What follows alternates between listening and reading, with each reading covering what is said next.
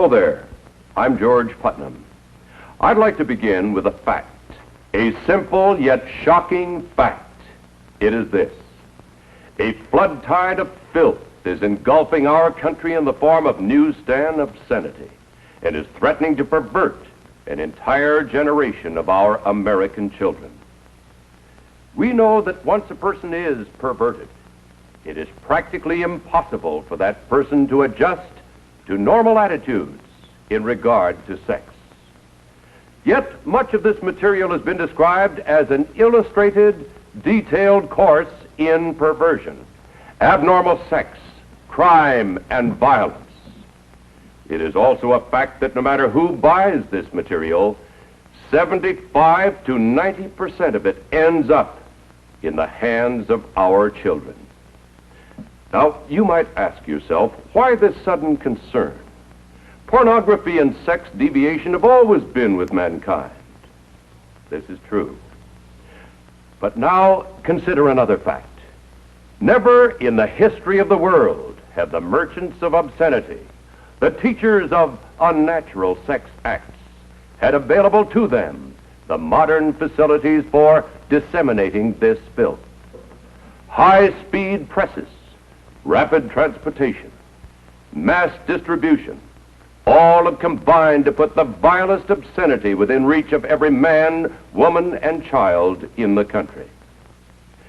In the past few years, this obscenity traffic and salacious newsstand literature have become increasingly worse, not only in content, but in volume. This traffic continues to increase and flourish for one reason. It is big business, profitable business for the mercenary persons who produce it, and for its more than 800 distributors. The United States Supreme Court has described it as dirt for dirt's sake. We describe it as dirt for money's sake. Obscene literature is a $2 billion a year business. That's $2 billion. Through this material, today's youth can be stimulated to sexual activity for which he has no legitimate outlet. He is even enticed to enter the world of homosexuals, lesbians, sadists, masochists, and other sex deviants. The psychiatric terms for these unnatural sex acts are unknown to most decent adults in our country. But through this salacious material, these abnormalities are corrupting the minds and the hearts of our children. Perversion for profit. Here is the most vicious, the most insidious feature of these publications. They constantly portray abnormal sexual behavior as being normal. They glorify unnatural sex acts. They tell youngsters that it's smart, it's thrilling, it provides kicks to be a homosexual, a sadist, and every other kind of deviant. The Military Chaplains Association of the United States, practically every major fraternal, civic, and religious organization, the juvenile court judges, the Federal Bureau of Investigation, innumerable psychiatrists, sociologists, and psychologists attribute the moral decay among our people in very large part to the obscene and pornographic literature so prevalent in our society. This moral decay weakens our resistance to the onslaught of the communist masters of deceit.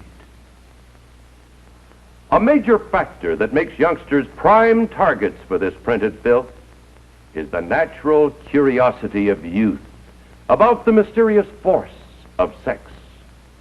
Yet, on virtually every newsstand is a welter of misinformation which can wreck them for life. Well, at this point, my friends, I wish to make it clear that the obscenity I'm talking about and the examples that I'm about to show you were not bought on the sly from under the counter. They were not purchased on Skid Row or on the other side of the tracks. They can be bought openly by anyone in drugstores, groceries, delicatessens, terminals, malt shops, cigar stores, newsstands, all over the community. They can be purchased by children, whether in a small town like McAllen and the Rio Grande, or in Chicago, New York, or Los Angeles.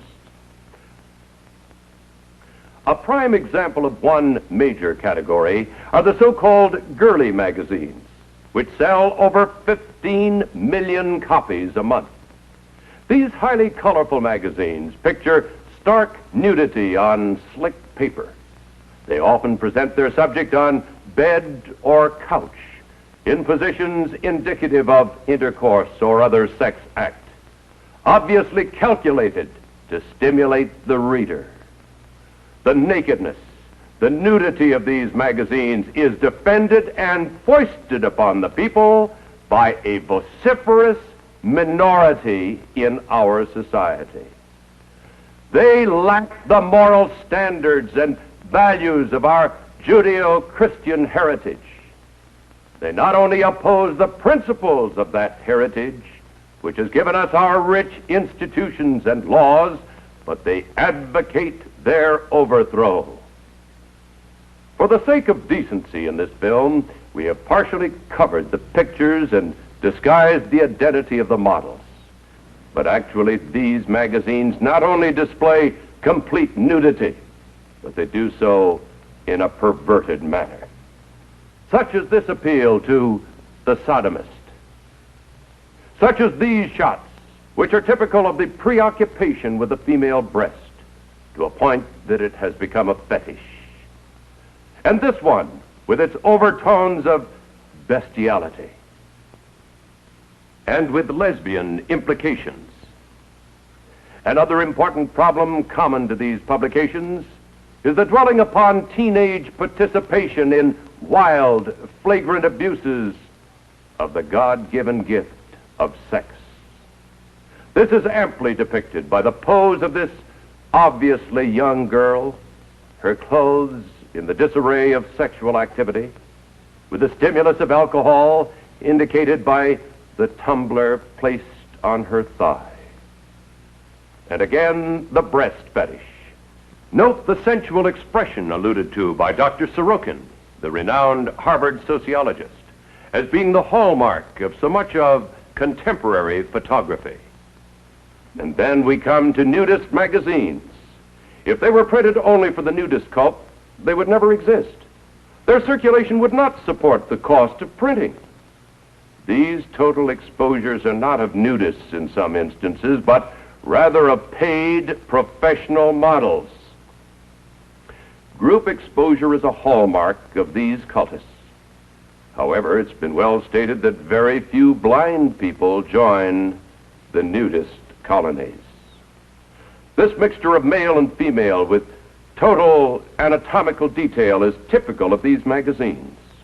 A young boy in Philadelphia raped and killed a 5-year-old girl.